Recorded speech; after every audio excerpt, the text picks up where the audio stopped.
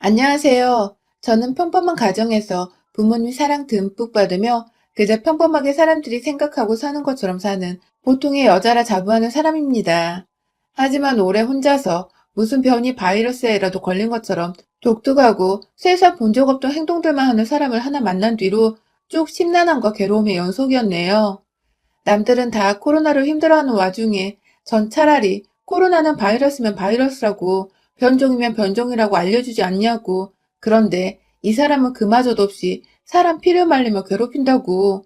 매번 남편 붙잡고 하소연을 해왔던 대상인데 이젠 공개적으로 대놓고 하소연하며 까내보겠습니다. 제가 경상도 사투리에 약해 글로 잘 표현할 수 없는데 양해 부탁드립니다. 저는 위로 언니, 밑으로는 남동생이 있어요. 삼남매의 둘째로 태어나서 어릴 적에는 새것 하나 제대로 받아본 것 없이 언니의 것을 물려받으며 살았고, 조금 더 커서는 바쁜 부모님과 언니를 대신해 남동생한테 어른 노릇 한다고 어르고 달래며 누나 노릇 하느라 정신없이 살았죠. 얼핏 보면 어린애가 오래전부터 집에서 너무 치이며 산 것처럼 보일 수 있지만 사실 저는 그 누구보다 가족들의 사랑을 받으며 컸다고 자부합니다. 머리채 뜯고 싸운 적이 많았어도 다 큰 성인이 된 지금은 누구보다 제 속마음을 훤히 들여다봐주고 또 옆에서 둘도 없는 친구가 되어주는 언니와 비록 제 손으로 다 키운 것 같으나 동생 또한 제 곁에서 외로울 수 있었던 저의 마음은 달래준 더 없는 보호자였습니다. 바쁘신 부모님 아래서 삼남매가 때로는 적군에서 아군으로 혹은 아군에서 적군으로 태세 전환을 하며 북적이는 분위기 속에서 참 정겹게 살았어요. 어린 시절 남매들과 함께 싸운 추억들이 너무 많아서 그 추억들이 너무 다 좋았어서 저도 언젠가 결혼을 하게 되면 아이들을 복작복작하게 낳고서 잘 키워야겠다는 생각을 했죠. 그러다가 2년 전 그 꿈을 함께 꾸고 싶은 남자를 만났습니다. 평소 연애를 했던 이전의 남자들과는 비교적 다른 분위기의 남자였어요. 뭔가 좀 더 매사에 진지하고 참을성도 많고 무엇보다 크고 작은 일에도 쉽게 흥분하거나 화를 먼저 내질 않는 이 사람. 연애 기간이 오래되면 오래될수록 그냥 연애만 하다가 끝이 나버리기엔 너무 아쉬운 사람이란 생각이 들었어요. 먼저 고백을 한다고 해서 창피할 것도 없이 그냥 제가 먼저 무턱대고 결혼을 하자며 프로포즈를 해버렸습니다. 갑자기 손잡고 길을 걷다 말고 맨입으로 결혼을 하자고, 그것도 조금 망설여하는 자신에게 하자, 하자 하며 조르는 저의 모습에 전혀 예상을 못했었는지 남편은 눈만 탁구공만큼 떠서는 껌뻑였죠.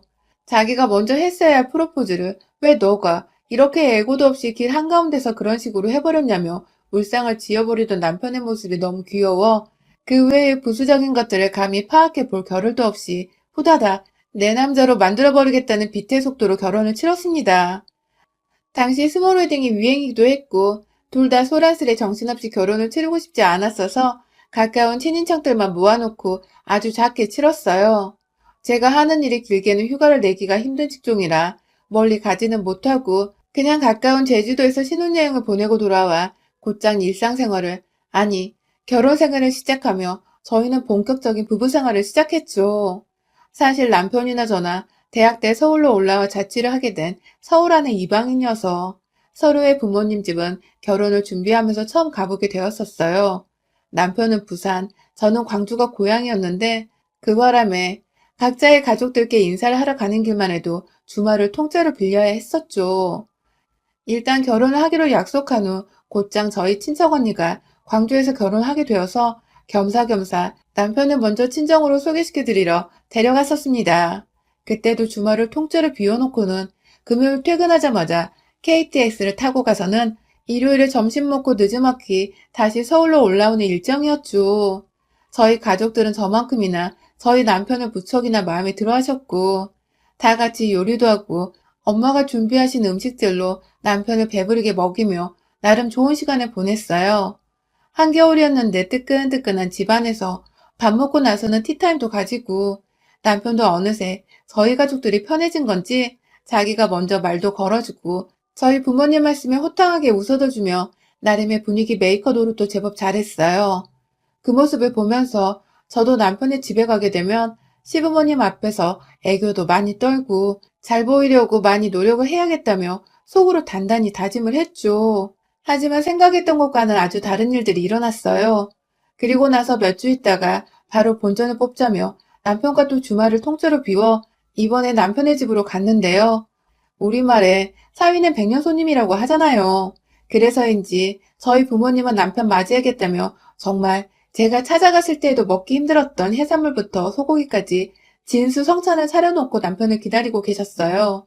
그 바람에 남편도 대접을 너무 많이 받았다며 저희 부모님께 너무 감사해했고요. 저는 그래도 저희 부모님만큼의 식사 차림을 바란 건 아니었지만 그래도 부산에서 뭔가 따뜻한 시어머니의 밥은 한번 얻어먹을 줄 알았습니다. 그래서 빈손이 무색하지 않도록 일부러 서울에서 시부모님이 좋아하실 만한 스카프부터 홍삼 등 이것저것 챙겨갔어요. 그런데 참 웃기더라고요. 조금 낡았어도 아파트에 살고 계시던 시댁에 딱 처음 발을 디뎌보니 바닥이 무슨 냉동 창고 마냥 얼어붙어 있는 것입니다. 마찬가지로 이 시기가 한겨울이었는데 밖에서 벌벌 떨고 들어왔더니 집안이 더 추운 것 같은 기분까지 들었죠.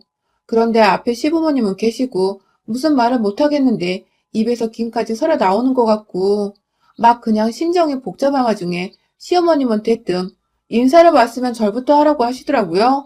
이때 알아챘어야 했었는데 그렇게 저는 첫 만남부터 제대로 된 미소 한 번 없이 앉아 계신 시부모님, 정확히는 시어머님 앞에서 절부터 하며 인사를 드렸고 집안에 냉기밖에 없는 와중에 고소한 냄새마저 없는 백지장 풍경에 당황을 했으나 그 다음번에 더 당황을 하고야 말았어요.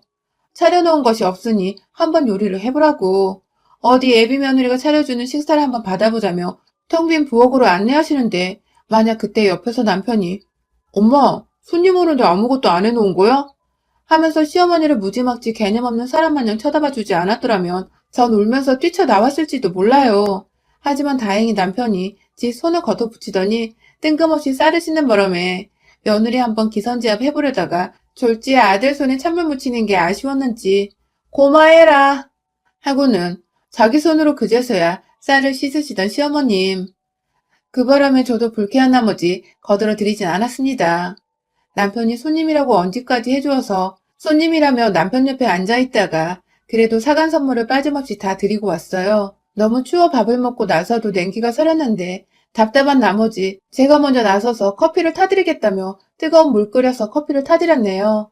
가장 기억에 남았던 말은 서울에서 바쁘게 살았다는 대화를 하다가 그래서 친정에는 먼저가 인사고 옹기가 하면서 광주에 있는 저희 집부터 먼저가 어른들께 인사를 드린 게 내내 안 입고 왔다는 식으로 말한 것이었어요. 선물을 드릴 때에도 먼저 간 사돈은 뭐 받았노? 하면서 말씀하신 걸 보니 아무래도 사돈댁에 먼저 아들을 인사시키러 갔던 것 자체를 기분 나빠하시는 게 분명해 보였습니다.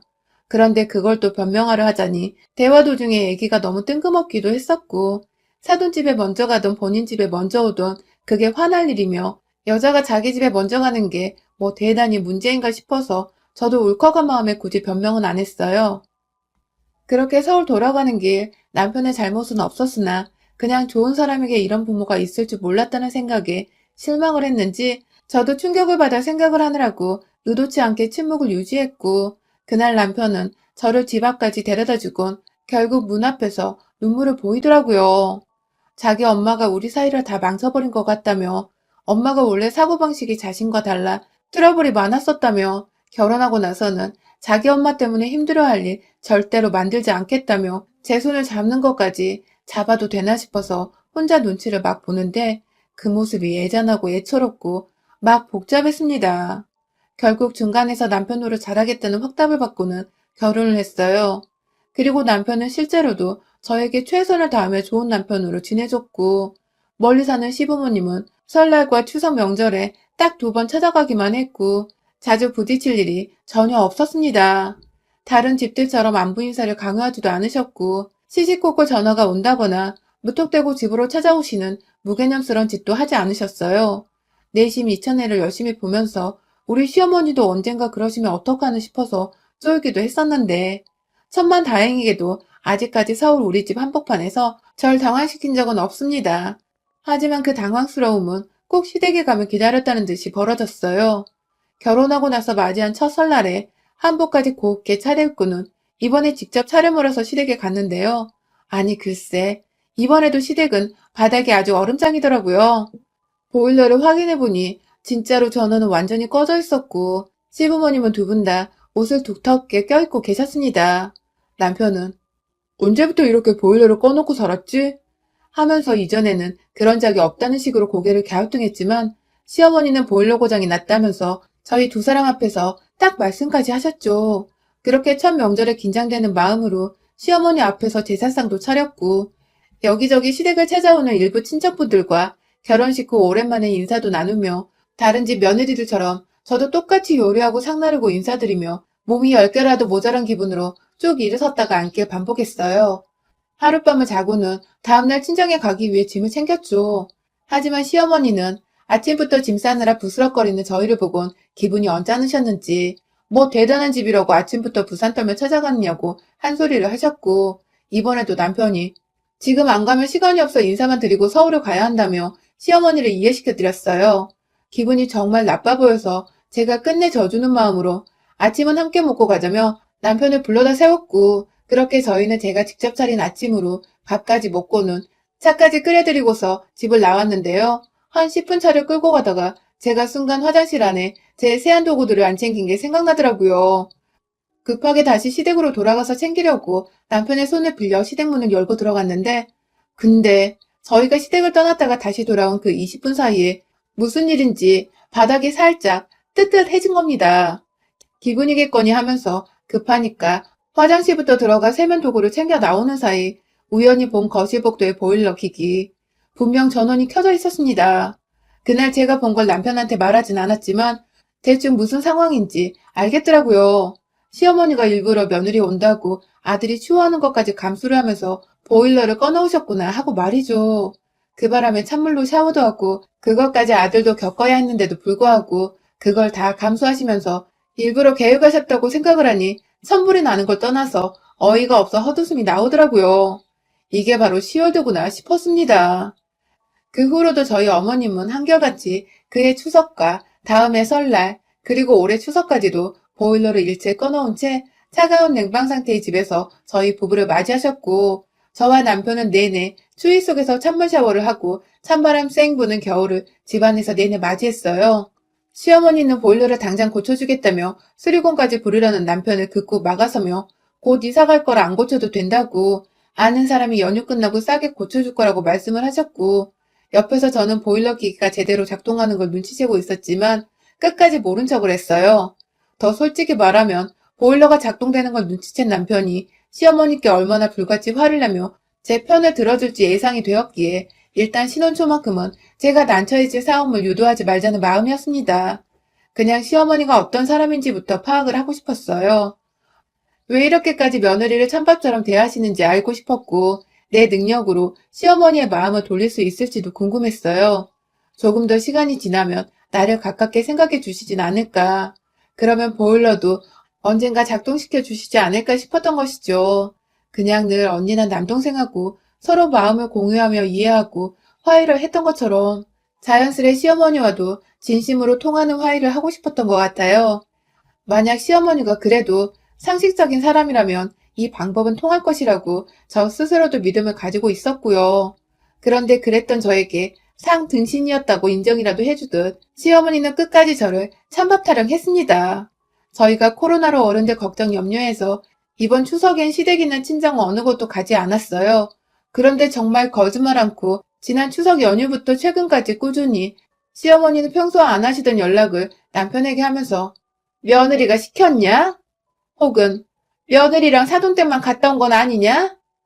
라며 왜 추석에 집에 들리지 않냐고 계속해서 따져 물어오신 겁니다. 그간 남편은 제가 스트레스 받아 할까봐 저한테 말을 전하지 않고 있었는데 본인도 본인 엄마의 정도가 점점 심해지자 결국 명절까지 안 가면 더 큰일이 날 것 같아서 안전하게 미리 연말에 갔다 오는 게 좋겠다며 말을 조심스레 꺼내더라고요. 그냥 인사드리고 하룻밤 자고서 후딱 다시 돌아오자고 말이죠. 이 시국에 시부모님 때 그것도 남들이 시부모가 먼저 오지 말라고 극구 말리나던데 우리는 시부모가 제발 오라고 적극 권유를 해서 가야 하는 꼴이라니. 진짜 별나긴 별난 시어머니구나 싶었습니다. 그렇게 안전하게 남편 차를 타고 연말 남편이 연차까지 쓰고 저는 저대로 휴가를 써서 먼 시댁에 갔습니다. 혹여나 싶어 출발하기 일주일 전부터 거의 자가격리를 하다시피 출퇴근 말고는 집에 콕 박혀 있었고 부산 가는 길에도 휴게소 한번 들리지 않고 도로가에 있는 졸음쉼터에서 급하게 자리를 바꿔서 번갈아 운전을 하며 쭉 달려왔네요. 그렇게 부산집에 도착을 했는데 그 개고생하고 이 시국에 달려왔는데도 시댁은 역시나 언제나처럼 보일러 꺼진 춥디 추운 얼음판이더군요. 들어가자마자 솔직히 욕이 튀어나올 뻔하는 걸 겨우 참아가며 이번에는 시어머니 하시는 걸 봐서 남편한테 사실대로 말을 해야겠다는 마음을 먹으며 인사부터 드렸어요. 역시나 자식 부부 오는 거 알고 계셨음에도 불구하고 보란듯이 아무것도 준비를 해놓지 않으신 어머님은 웃기게도 남편이 좋아한다는 부산 국밥집에 가셔서 1인분 포장을 해오셔서는 남편한테 너 좋아하는 거 하며 건네더라고요.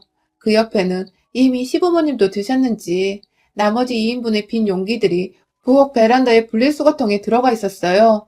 순간 표정이 일그러진 저와 졸지에 오랜만에 보자마자 엄마한테 화를 내게 생긴 남편은 이 고비를 어찌 넘겨야 하나 싶어 눈이 딱 마주쳤고 원래부터 제게는 인정이 하나도 없으셨던 그 모양의 시어머니셨기에 아무렴 괜찮다고 생각을 하면서 저는 남편의 어깨를 살며시 토닥여줬어요.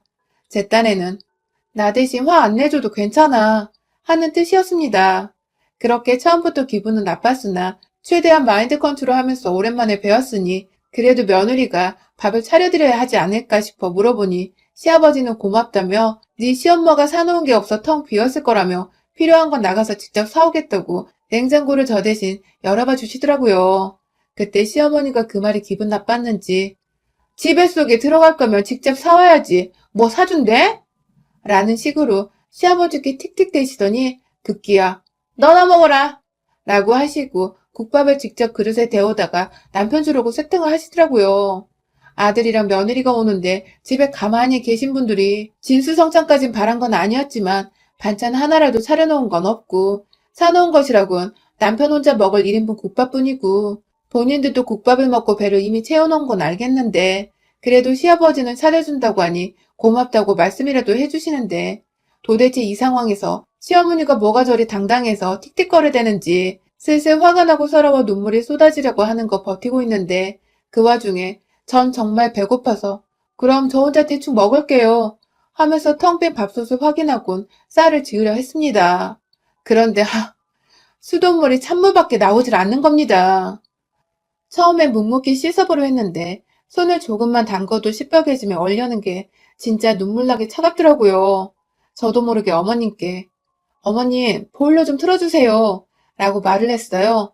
그러자 시어머니는 언제나 그랬듯이 고장났다고 찬물로도 쌀은 잘 식힌다며 알아서 하라며 남편 국밥을 데우시며 제 뒤통수를 향해 젊은 것들 하면서 궁시렁거리셨고 결국 제가 못 참고 직접 보일러 기계 앞으로 가서 전원을 탁 켰습니다. 놀랍도록 아름다운 전원 불빛이 기기에서 흘러나왔고 어디선가 보일러 작동하는 소리가 들리는 것 같았어요. 제가 온수를 누르며 온도를 쭉 올리자 뒤에서 지켜보던 남편은 뭐야 이거 되는 거야? 하면서 달려왔고 급기야 본인이 몇 번 전원을 껐다 켰다 해보더니 이내 시어머니를 향해 으르렁거리기 시작했어요. 제가 바라던 것이었습니다. 눈물은 글썽이고 있고 시댁까지 먼 길 와서는 본인 먹을 밥 짓느라 손은 찬물에 얼음장처럼 시뻘개진 와이프를 확인한 남편은 그 와중에 아들만 주겠다고 1인분 사온 국밥을 데우는 시어머니를 향해 도대체 이 짓을 왜 하고 있는 거야? 하면서 욕만 안 했을 뿐 말끝마다 씨를 남발하며 이미 욕을 수백 번 더 더하듯 거칠게 말을 이어나갔고 들은 채 만체하면서 이제 되네 하며 보일러 기기 한번 살펴보더니 떳떳하게 다시 부엌으로 가는 시어머니의 뒤통수를 향해 그만 가자며 혼자 막 짐을 싸서 집을 나서려 했어요. 그때 짐 싸는 남편을 뒤로 한 채 저는 시어머니를 계속 지켜보고 있었는데 살짝 국 데우며 고개를 돌리시던 시어머니가 희미하게 정말 작게 입가에 미소를 띠며 궁시렁거렸어요. 확 동상이나 걸리게 해부려야 하는 건데 재수없게 걸려버렸네 하고 말입니다. 진짜 할망구가 반성이란 거 할 줄도 모른 채 끝까지 지랄이더라고요. 그 바람에 제가 그만 가뜩이나 배가 고파 예민해 죽겠는 와중에 할망구가 저 보란 듯 괴롭히더니 순간 싱크대에 씻고 있던 밥솥 그릇 안에 쌀이 생각났어요. 손이 죽을 듯 시리니까 보일러 켜라고 마지막 발악을 하느라 싱크대 위에 찬물 받아놓은 채 그걸 그대로 내버려뒀는데 저도 모르게 바로 그 옆에서 궁시렁거리며 국 끓이는 시어머니를 혼쭐내고자 싱크대로 달려가 그 밥솥을 얼음만 둥둥 안 떠있을 뿐이지. 실상 얼음물과 다름이 없는 그 찬물과 물속에 탱탱하게 굳어져 있을 생쌀들.